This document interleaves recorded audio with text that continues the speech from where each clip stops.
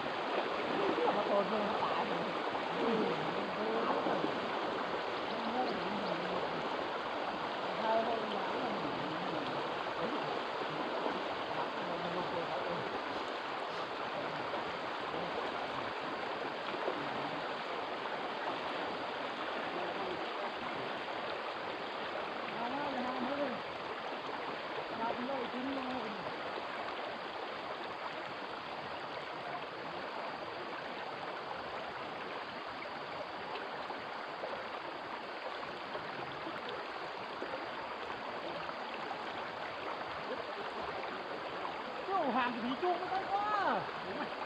hên quá hên quá lại cái người đấy rồi còn anh nhóc dán là mình dán khỏi cái cô è này không dán nữa quá nó là hang lợn rồi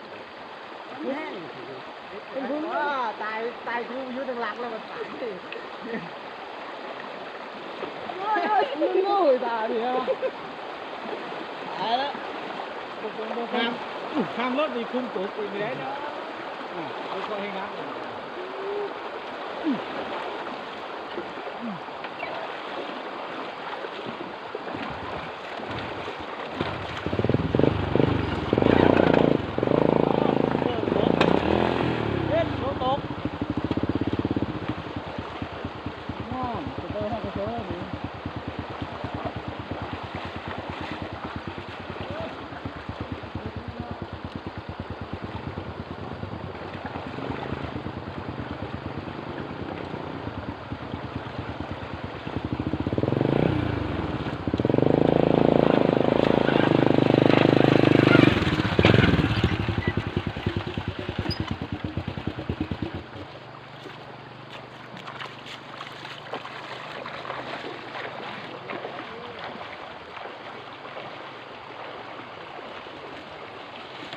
con hướng ham đấy còn ham tí được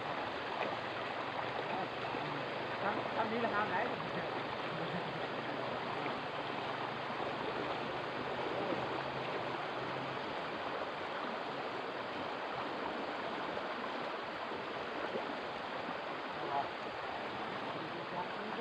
phạt rồi không có sao đâu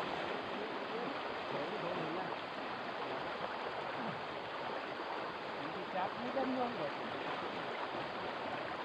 rồi nó có hơi thở nắm té nó mình nắm té con đúng rồi hết rồi đấy sớm tán nó đánh rồi lắm luôn làm hết thứ nữa là các cụ mình và hình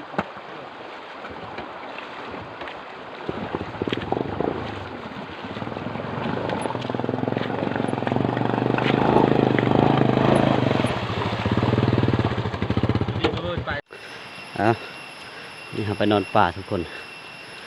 จังหึงไม่ได้ไปป่าเลาะบึงนอนคืนหนึ่งไปก็ทีมงานวันนี้ทุกคน4 คน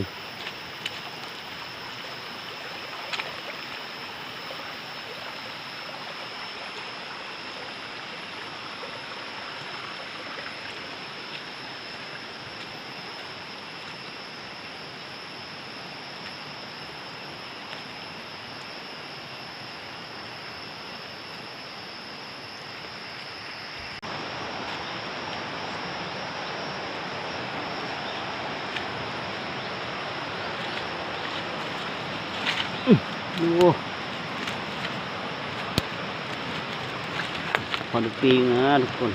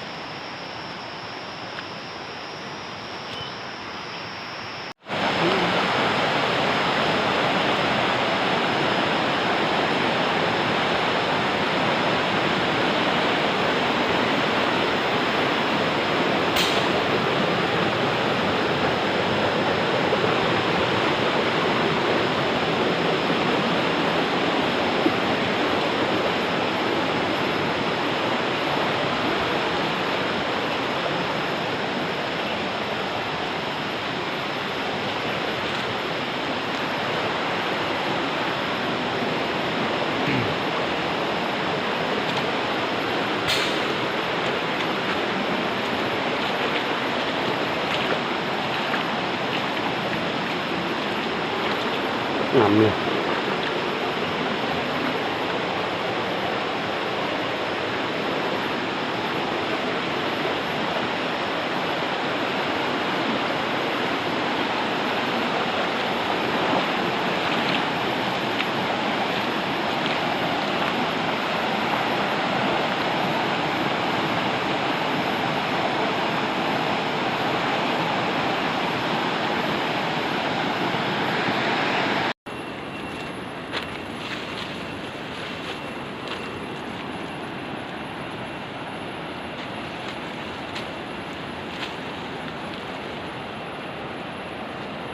ผากระลึก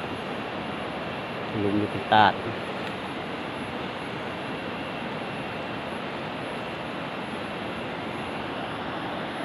สิ่งนั้นตัวตาด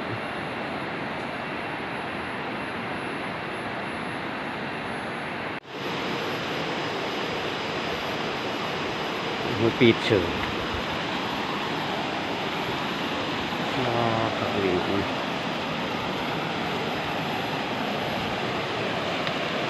มีตาดมีอย่างนี้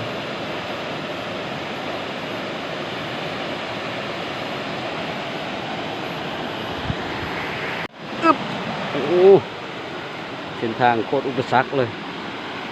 มีจักทะมีจักหนำโคตรอ่อนหัดขึ้นภูอีก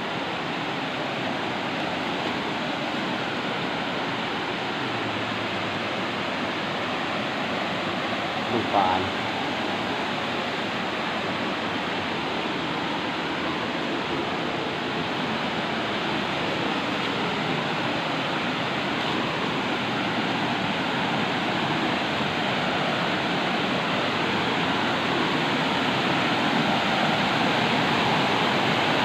โอ้เกียดลายเลยคน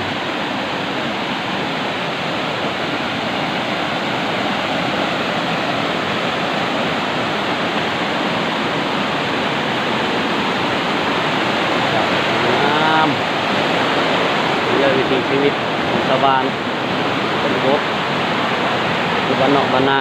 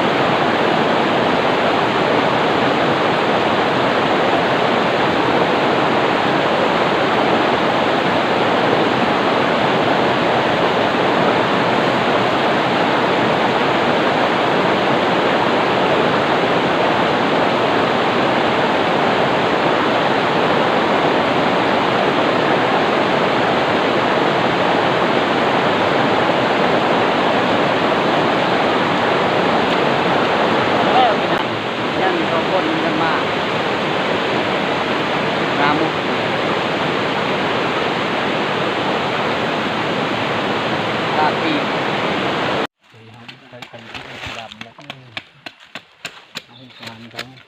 อาหารเพลงกำลังดักไฟข้างแปลง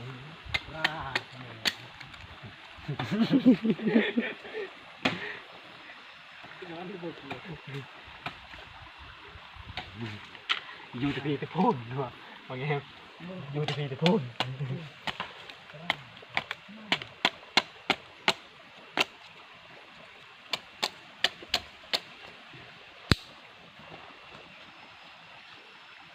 หัวหน้าป้าไหมเพิ่นสุดลายมีจากกองปลา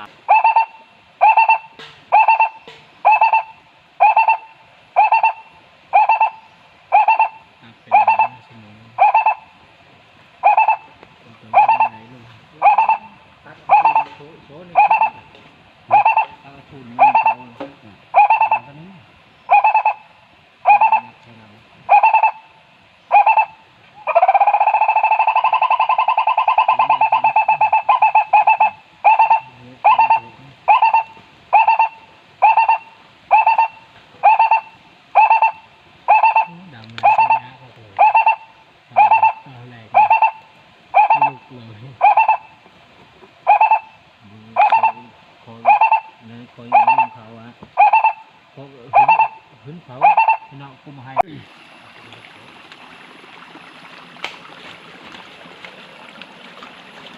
จี้มีเลยลำนก